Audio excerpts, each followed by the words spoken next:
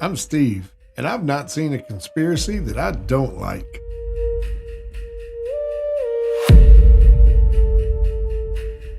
I'm Jerry, the analytical skeptic of the group that says, show me the proof.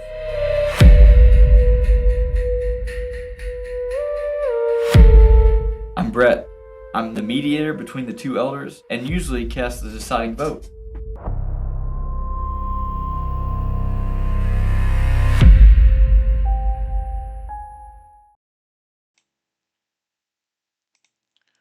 Cynthiana is one of those Kentucky towns that feels like it's holding its breath.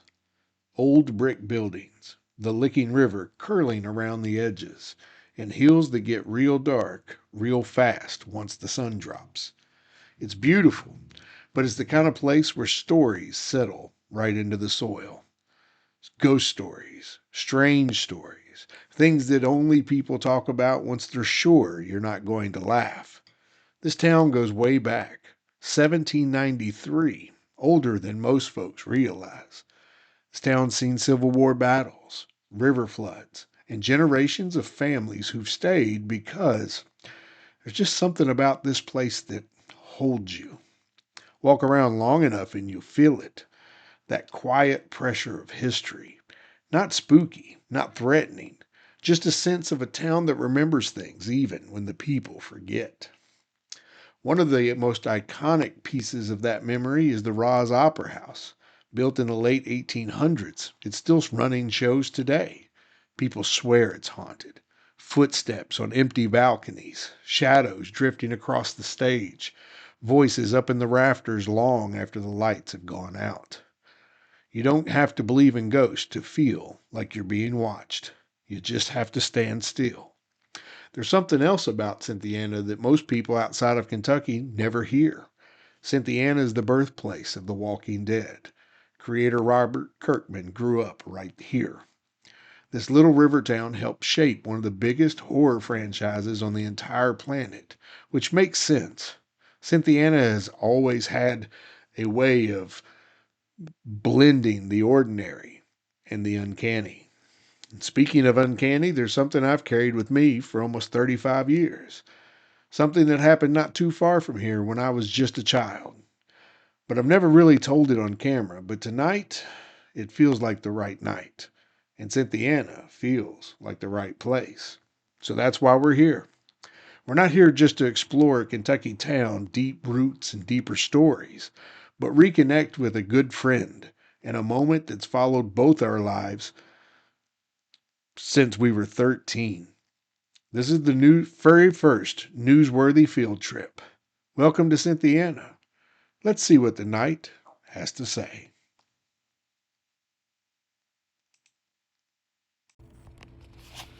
Not too long ago, Jerry and I had the opportunity to sit down with Tommy and talk about our joint encounter many years ago. And more importantly, we got to do it in the exact location that it happened. So we are here with Steve and Tommy. For those longtime listeners, they've heard Steve on several occasions tell the story. Tommy, how long has it been since you come on the podcast and told us basically the same exact story, but your version of it? About a year ago. About a year ago, Tommy come on. And yeah, Tommy, for those that don't recall, grew up with Steve. They were buddies growing up. Life happened. They got separated, hadn't talked for many years, but they reconnected from the podcast. Come to find out, these two guys, Tommy had been in the Air Force, traveled around the world. They've been telling the same story around the world for years that's basically identical. Why don't you guys tell the story? What happened? Set the scene. Where were you at? Why were you there? And then explain briefly what happened. Well, it started the weekend before. We decided, because we worked, and we were going to camp out at my place, which was right up on the hill. Okay. Didn't have a tent, didn't have anything but a couple sleeping bags. That's all you knew. That's all we And decent weather. We were like literally right outside the house. And sometime during the middle of the night, we got woke up with a big smell, but we didn't, and there was some lights that we saw. We saw some lights. They was different, yes, sir. And so those were cool. But ended up waking up and we were just covered in water. It was dew, you know, not very smart. 13 years old, 14 years old, not very smart people. That's how you learn. That's how you learn. Absolutely. And then, so Tommy and I worked for a local farmer, and we got to draw some money, and we bought us a tent. Yes. And we were going to tent camp. So that next weekend, we came down to this, dang near this exact spot. Pretty close. Yes. Tommy owns this farm now, and has given us the privilege to come down here and just walk this ground. It's pretty awesome. But that first night, well, I'll let Tommy tell. I'm talking off. So go ahead, Tommy. Tell him what happened, and we'll just kind of go from there. Because this is, I'm a little overwhelmed actually. This is pretty awesome. Good memories. Yeah. We were camping around in this area here, and Stephen had mentioned earlier, we were on this hill and we kept sliding down with the tent. Again, we're still young campers. Dumb. We had Stephen's dog, Fred, which Fred barked at everything. Golden Retriever, if that tells you anything. Yep. Good dog, but just like any typical dog, barked at everything. And we camped out and fell asleep one night. Got, I don't know, 1, 2 o'clock in the morning, Easy. somewhere's around in there. And right in these woods, we heard this sound which said, It sounded like it was saying Ike. Ike. Ike. Ike. Ike. And it started way down, you know, a long way down at the base of the hill. This goes down probably a quarter of a mile or so.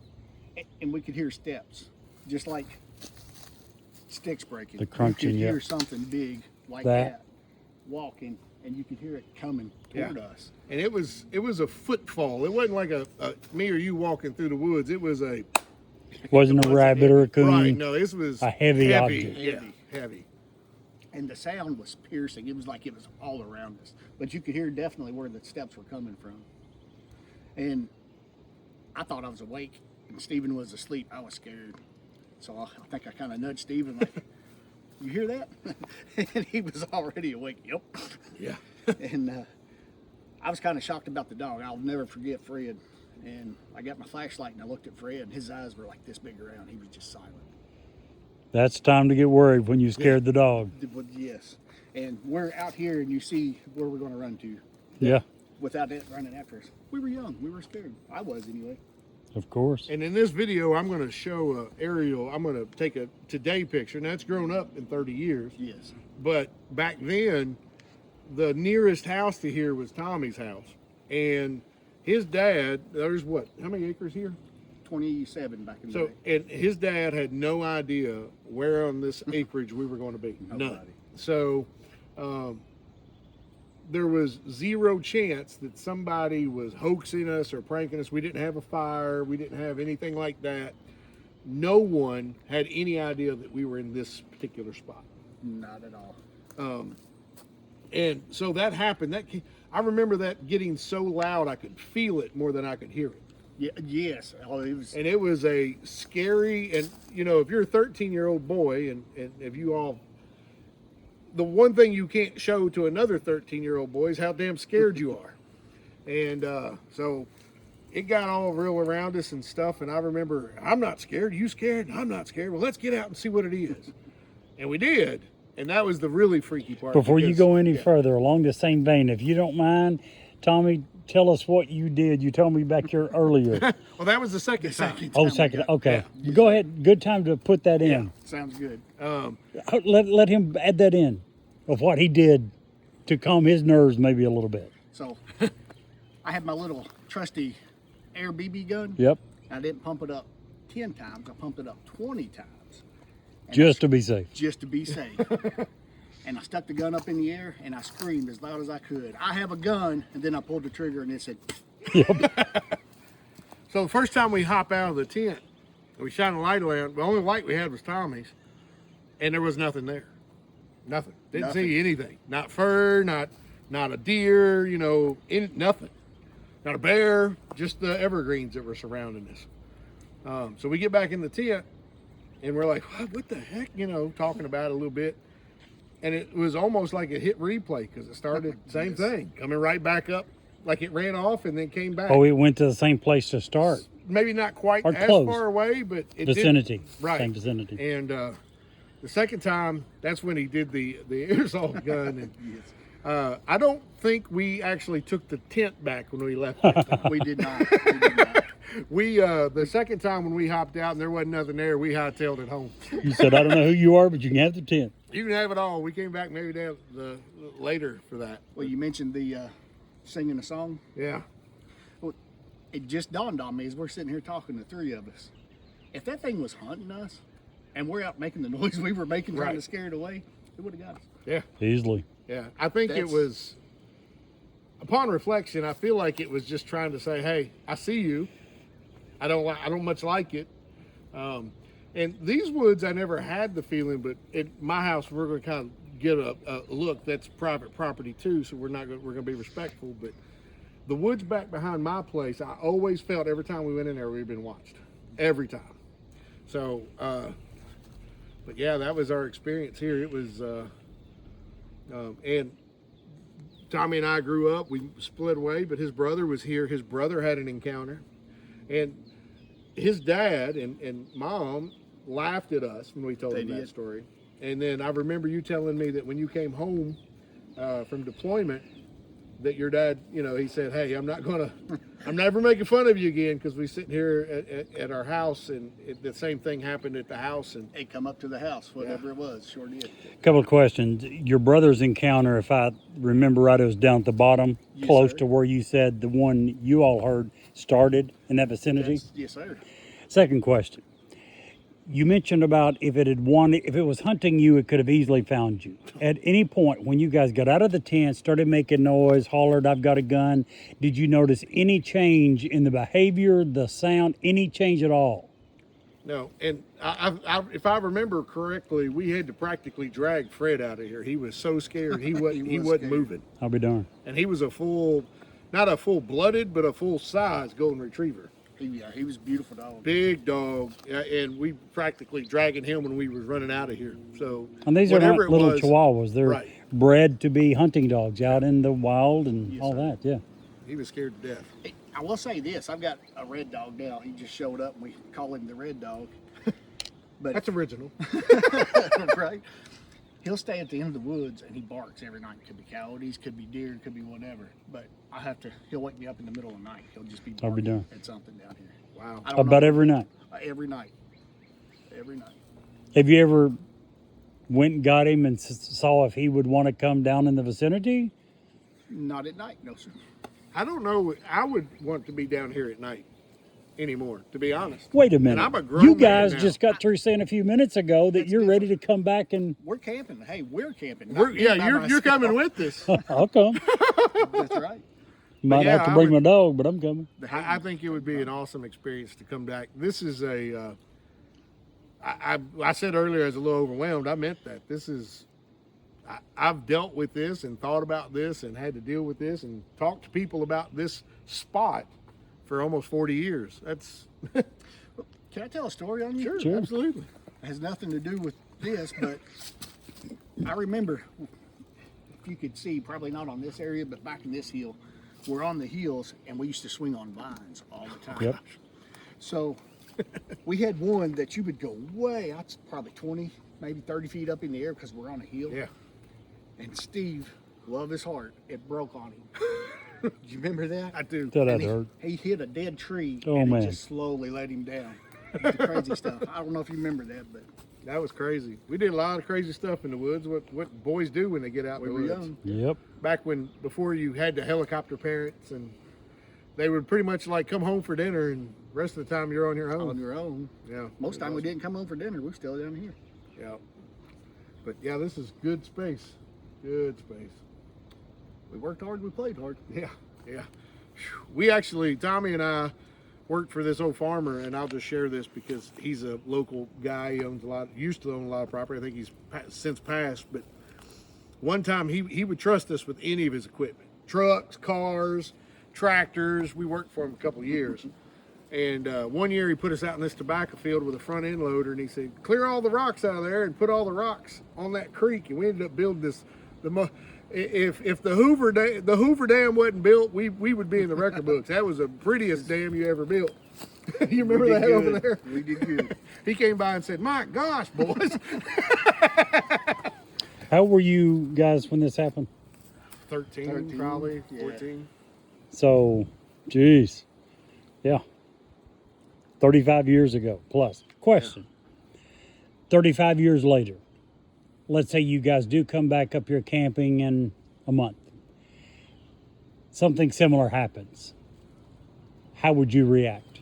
What would change from that back then? I won't have a BB gun. Right? I'll have a little Like a real one? rubber gun. Yes, sir. I think the one, you got to remember, for today's generation, they don't understand a time where we didn't have cell phones. There wasn't, Nothing. Yeah. even walkie-talkies were crap at best. Sure. And we had no way of recording that except what we remembered. I would, if we come camping again, I'm going to have recording equipment. Absolutely. Video, audio, because I've been in the woods a lot. We hike and camp all over the place. I'm all over the country. Me and you both, and you've lived all over the world. I have never heard anything like that in my life. Never. And I think that the closest I have is, listening to some of the descriptions on Sasquatch Chronicles Yep. and things, and some of the audios that people have recorded.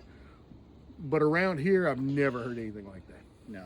Not with, I can't even make the sound loud enough that you're going to feel it. I can yell it. I can scream it, but you're not going to feel it in your chest. And that night, I felt it in my chest. It was piercing. That's what I tell everybody. And the beauty of this too is we never talked about what we felt it was until I heard it on the podcast that you were talking about, and that's exactly what I thought it was too. Yeah. It's just And that was for Jerry. Jerry, if you guys watch our podcast, you know that Jerry's the skeptic, the analytic, and he says, "Bring me the proof." And he probably thought for 20 years when I'm telling him this story, "Oh, this guy's full of crap." But when you called in and said, "Hey, that's exactly what happened," Same story I've been telling around the world. and Exact same. that convinced Jerry, because that now we have two people who literally, just life takes you separate ways, and we've been telling the same story. So Yeah. Another comical part is my mom and dad used to make fun of us. They'd say the iceberg is going to get you. Well, that's the run-in with my current family. If we hear something down in the woods, they'll say, "All right, Dad, it's the iceberg." Yep. well, Nice. they wouldn't make fun of you if they heard it. I guarantee that. That's For all right. those that make fun when you guys decide to come camping, good chance to say, "Hey, Come join us. come join." Yeah. Let- Let's see how. What That's was that right. comedian? How big a boy are you? Yeah. Roy D. Exactly. Mercer. Yep. Yes, sir. There you go. Good deal. Very nice. I'm going to end this one. We're going to do some other video, maybe at the top, looking down at the tree where later on there's another part of this we haven't told yet. Yep. Also down where your brother had his encounter, we'll maybe do some video down there. But anything to add before we cut this one off now, guys? No, sir. No. Sounds good. I have no idea how I'm going to put all this together yet. All this is new to me. The video's part of this. But we want this to be more visual, so I got to do a live video. We could brought four-wheel. It might be easier walking. No, we're good. Whoa. Easy. Just as you say that, I start falling. I really got to get back.